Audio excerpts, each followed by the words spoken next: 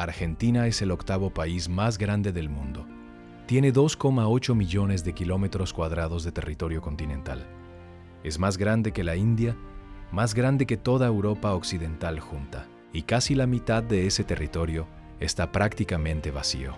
Si abres un mapa y trazas una línea horizontal a la altura de Buenos Aires, la mitad que queda debajo, la Patagonia, acumula apenas el 5% de la población. Del país, 2 provincias enteras, Santa Cruz y Tierra del Fuego, suman entre las dos menos de 530.000 habitantes. Para que eso tenga dimensión, la ciudad de Zaragoza, en España, tiene más habitantes que toda esa región, y la región tiene el tamaño de Francia. Santa Cruz tiene 1,1 habitantes por kilómetro cuadrado. En los departamentos del interior de esa provincia, la cifra cae a 0,1. 0,1. Por toda lógica geográfica, el sur de Argentina debería estar lleno. Tiene petróleo, tiene glaciares, tiene costas, tiene recursos naturales, que cualquier país envidiaría. En cambio, la Patagonia Austral es uno de los territorios habitados más vacíos de la Tierra. Esto es la historia geográfica del sur del fin del mundo. ¿Cómo se construye un vacío de ese tamaño? ¿Por qué un territorio con más de 10.000 años de historia humana, con recursos suficientes para sostener a millones, con costas a 2 océanos, tiene hoy menos personas por kilómetro cuadrado que el desierto del Sahara en muchas de sus partes? Y la pregunta de fondo, la que este video intenta responder, ¿es el sur de Argentina un lugar que los humanos abandonaron? ¿O un lugar que la geografía nunca dejó que habitaran de verdad? La respuesta, como siempre en esta región, es más fea y más interesante de lo que parece. Para entender el vacío, primero hay que entender la escala. La Patagonia Argentina ocupa 930.000 kilómetros cuadrados, contando solo la parte continental. La provincia de Santa Cruz tiene 243.000 square kilómetros y es la segunda más extensa del país, por detrás de Buenos Aires. Tierra del Fuego agrega otros 21.000 square kilómetros, solo en su isla grande. Pero hay algo que los mapas no transmiten bien. La Patagonia no es un bloque uniforme. Tiene 2 caras completamente distintas, separadas por una sola barrera. La cordillera de los Andes, al oeste de los Andes, hacia Chile la humedad del Pacífico alimenta bosques, lagos y glaciares. Es uno de los paisajes más húmedos del planeta. Lluvias de más de 3.000 milímetros al año. En algunas zonas, al este en Argentina, ese mismo viento llega seco, completamente seco. Los Andes actúan como un muro que roba toda la humedad. Antes de que el aire cruce, lo que desciende por el lado argentino es viento caliente, árido y violento. El efecto Foehn, los geógrafos lo llaman. Pero en la Patagonia tiene otro nombre. La mayoría de la gente que nunca ha estado allí imagina la Patagonia como un paisaje helado, cubierto de nieve, con montañas todo el año. Es un error geográfico de bulto. La Patagonia extraandina, la que corresponde a Argentina, es una estepa semidesértica, una meseta interminable de arbustos bajos, piedra y polvo. Las temperaturas en verano superan los 30 grados centígrados. Las precipitaciones en la meseta central rondan los 150 milímetros al año, la misma cantidad que en el norte de África. Y el viento, siempre el viento. Existe una expresión entre los viejos ganaderos de la Patagonia que dice esto: la Patagonia no te mata de frío, te mata de viento. El viento patagónico es un fenómeno climático sin equivalente a esa latitud en ningún otro continente habitado. Proviene del cinturón de vientos del oeste, los westerlies que soplan de manera prácticamente continua entre los paralelos 40 y 60 sur. En el hemisferio norte, esas latitudes corresponden a Europa Central, a Canadá, a zonas pobladas y civilizadas. En el hemisferio sur, a esa latitud no hay casi tierra, solo agua. Y cuando el aire llega sin obstáculos desde el Pacífico Sur y choca con el continente sudamericano, descarga toda su energía sobre la Patagonia. La velocidad media anual del viento entre los paralelos 47 y 49 sur supera los 10 metros por segundo, 36 kilómetros por hora, de manera permanente. Los marineros del siglo XVIII bautizaron esas latitudes con nombres: los rugientes 40, los furiosos 50, los silbantes 60. Se referían a los kilómetros por hora del viento en esas zonas del océano. La Patagonia está justo ahí, en el borde de esos paralelos, y recibe todo. Pero el viento solo es el primer problema. El segundo es lo que hace el viento con el suelo. La Patagonia extraandina no tiene árboles en la meseta. Los árboles no pueden crecer cuando el viento constante arranca las hojas, seca las raíces y erosiona el sustrato.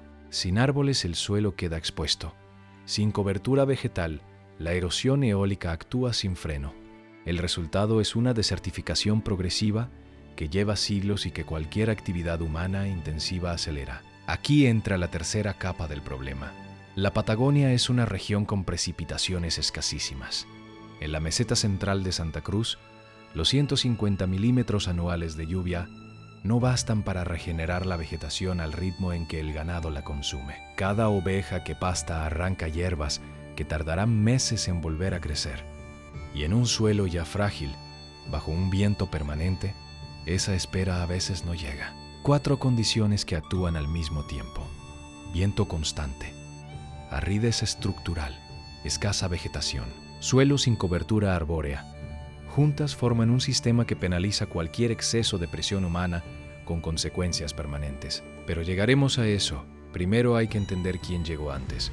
Agosto de 1520. El Estrecho de Magallanes. Fernando de Magallanes lleva meses buscando el paso que conecta el Atlántico con el Pacífico. Sus 5 naves han sobrevivido tormentas, un motín y la muerte de decenas de hombres. Cuando por fin encuentra el estrecho que lleva su nombre, algo más llama su atención. En la orilla hay hombres, son enormes. El cronista veneciano de la expedición, Antonio Pigafetta, los describe como gigantes. Miden casi 2 metros, dicen. Se cubren con pieles de guanaco, se pintan la cara de colores. Pigafetta los llama patagones, término cuyo origen exacto sigue en discusión. Y de ahí viene el nombre de toda la región. Pero estos hombres llevan aquí desde mucho antes que Magallanes.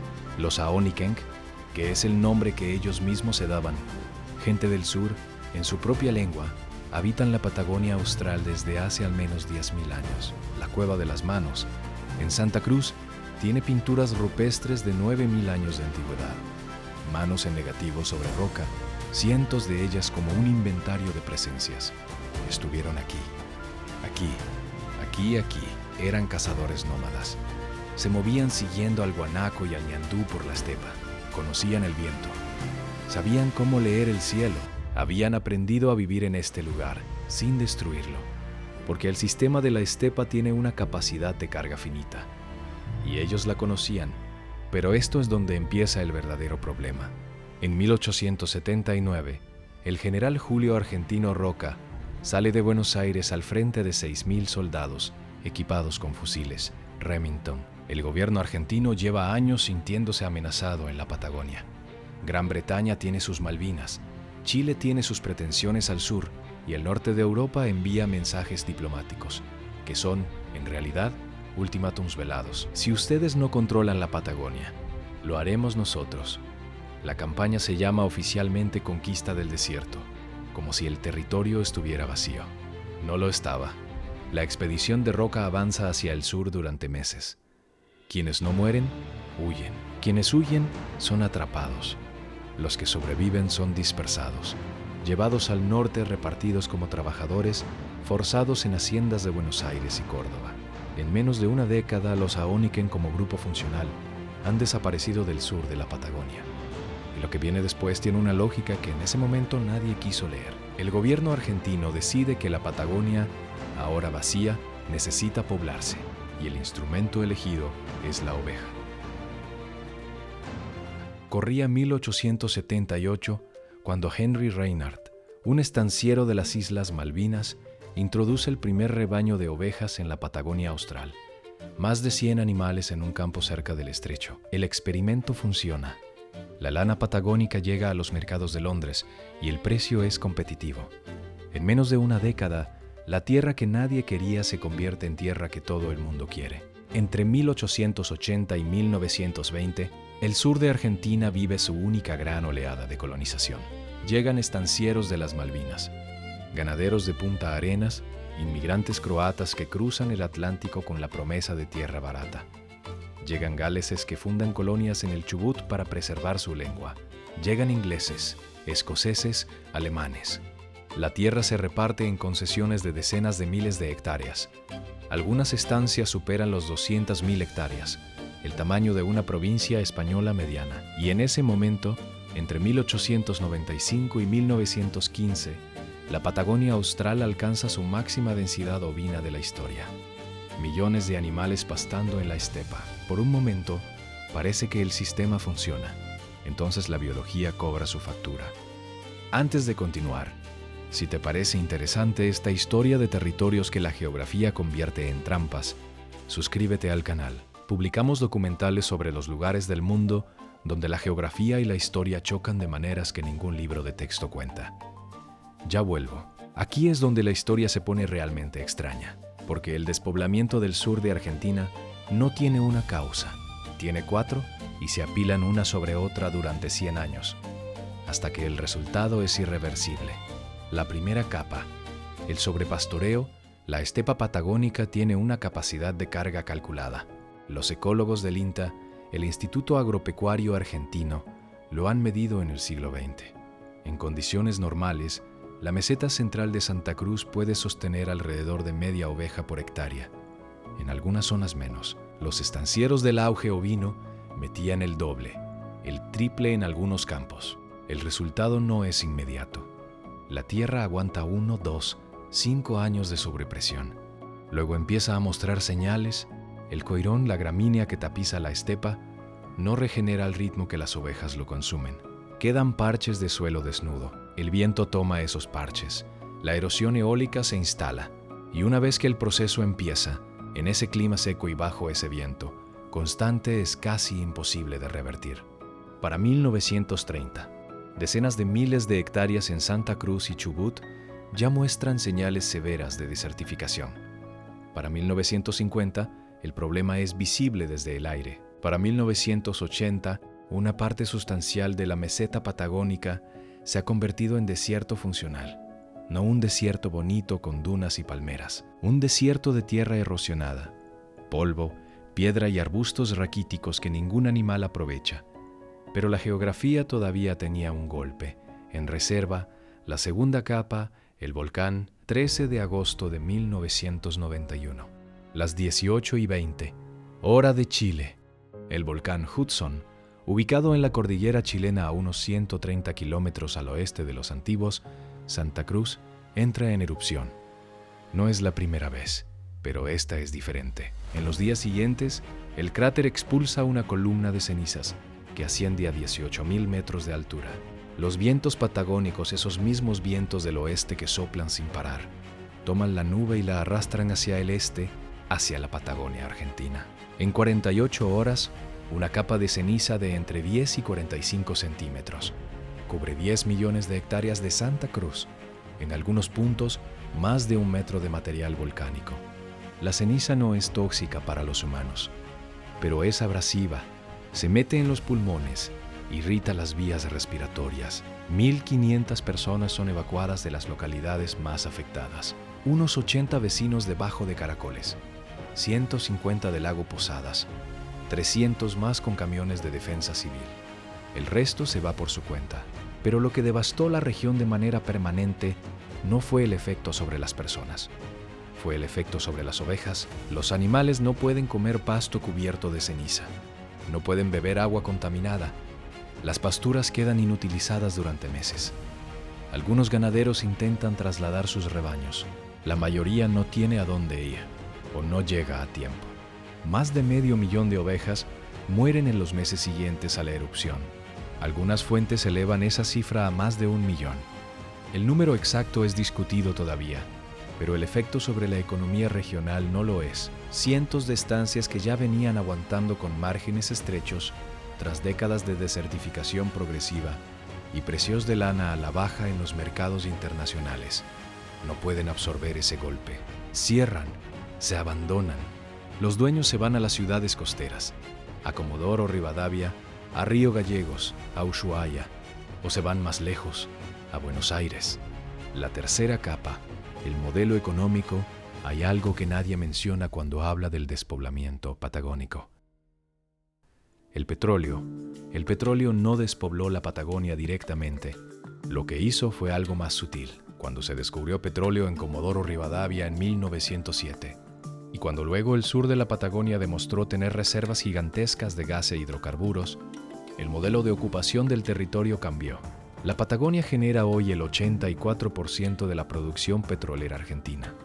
Extrae casi el 80% del gas nacional, pero la extracción de petróleo no requiere muchos trabajadores distribuidos por millones de hectáreas. Requiere técnicos y operadores concentrados en unas pocas instalaciones costeras. Las ciudades crecen. Comodoro Rivadavia, Río Gallegos, Ushuaia, el interior la meseta se queda sin razón económica para existir. No hay trenes en la meseta patagónica. La privatización ferroviaria de los años 90 elimina los últimos ramales que conectaban las zonas interiores con la costa. Sin trenes, sin caminos asfaltados en gran parte de la meseta, sin servicios básicos, sin médicos, sin escuelas secundarias. Quedarse en el campo interior se vuelve una decisión que la mayoría de las familias no pueden mantener cuando tienen hijos en edad escolar. El ganadero que perdió la mitad de su rebaño en el Hudson, en una tierra ya degradada, sin tren, sin mercado de lana competitivo, con los precios de la carne a la baja. ¿Qué hace? Se va. Cierra el portón. Deja el campo a los guanacos. La cuarta capa, el guanaco, aquí es donde la historia adquiere una ironía que ningún planificador previó. El guanaco, el animal que los tehuelches cazaban durante 10.000 años para sobrevivir y que casi desapareció de la región durante el auge ovino porque competía con las ovejas por el pasto, volvió con fuerza. En algunas zonas de Santa Cruz, la población de guanacos ha crecido hasta densidades que multiplican por 10 lo que el ecosistema puede sostener. De manera equilibrada, los guanacos comen exactamente el mismo pasto que las ovejas en un suelo ya degradado. Su presencia en esas cantidades acelera la desertificación que quedaba. Las estancias que sobrevivieron al Hudson y a la crisis de la lana ahora enfrentan una competencia que no pueden controlar legalmente. El guanaco es una especie protegida. No se puede eliminar sin permisos. Y los permisos tardan. El ganadero que aguantaba con 4.000 ovejas en 1990 tiene hoy 2.000. Con ese número, la ecuación no cierra. Se va. La Patagonia no expulsa a nadie. Simplemente no perdona a quien se queda. ¿Qué queda en la meseta? Queda la piedra, el viento, los guanacos, que se mueven en manadas de 100 a 200 animales por la estepa, levantando polvo, los ñandúes que corren entre los arbustos, los flamencos rosados que inexplicablemente nidifican en salares de altura donde la temperatura baja de 0 en invierno. Y quedan las estancias abandonadas, miles de ellas repartidas por la meseta, edificios de chapa y madera, puertas abiertas al viento, corrales vacíos, esquiladeros con las máquinas oxidadas todavía en su sitio. A veces hay una foto colgada en la pared, a veces un almanaque de 1994. En algunos lugares de la meseta central de Santa Cruz, el último habitante fijo se fue hace 20 años. No hay señal de teléfono, no hay camino asfaltado a menos de 100 kilómetros, no hay luz eléctrica de red. Quienes permanecen lo hacen con paneles solares y generadores, y tienen que planificar con semanas de anticipación cualquier visita al médico.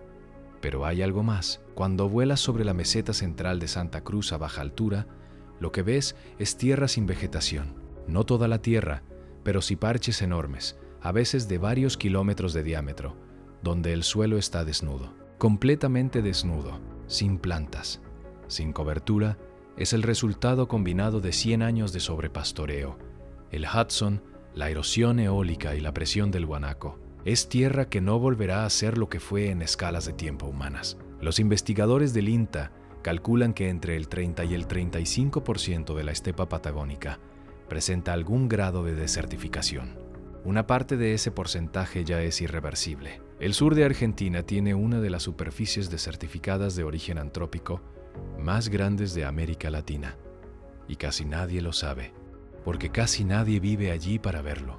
Las ciudades costeras siguen creciendo. Río Gallegos tiene 130.000 habitantes. Ushuaia tiene 80.000. El turismo al glaciar Perito Moreno lleva cientos de miles de visitantes al año. Los parques nacionales de los Andes australes son uno de los destinos más visitados de Argentina. Pero entre el glaciar y la costa, entre el parque y la ciudad, hay 200.000 kilómetros cuadrados de meseta, donde el viento no encuentra nada que lo detenga. El sur de Argentina nunca fue realmente colonizado. Lo que ocurrió entre 1880 y 1930 fue otra cosa. Fue una extracción. Se introdujeron ovejas, se extrajo lana. Cuando la lana dejó de ser rentable, se extrajo petróleo. Cuando el petróleo requirió menos mano de obra, la población se concentró en la costa. La Patagonia no expulsa a nadie, simplemente no perdona a quien se queda. El viento que robó la humedad a la estepa. Las ovejas que comieron el suelo, que el viento no se había llevado todavía. El volcán que terminó lo que el sobrepastoreo había empezado. El modelo económico que convirtió el interior en prescindible. Y el guanaco que volvió cuando las ovejas se fueron, y que ahora hace imposible que las ovejas vuelvan. Cada una de esas fuerzas actuó sola. Juntas produjeron algo que ninguna planificación había previsto. Un territorio del tamaño de Francia con menos habitantes que una ciudad media española. ¿Podría ser diferente? Quizás. Hay investigadores que trabajan en modelos de ganadería regenerativa que podrían revertir la desertificación en décadas. Hay propuestas de repoblación con incentivos fiscales. Hay quien plantea que el guanaco, manejado de manera sostenible, podría ser una fuente económica para las pocas familias que quedan en la meseta. Pero en este momento, en la meseta central de Santa Cruz, hay zonas donde el último ser humano que abrió esa puerta lo hizo antes del año 2000. El viento entró cuando él salió, y desde entonces no ha parado.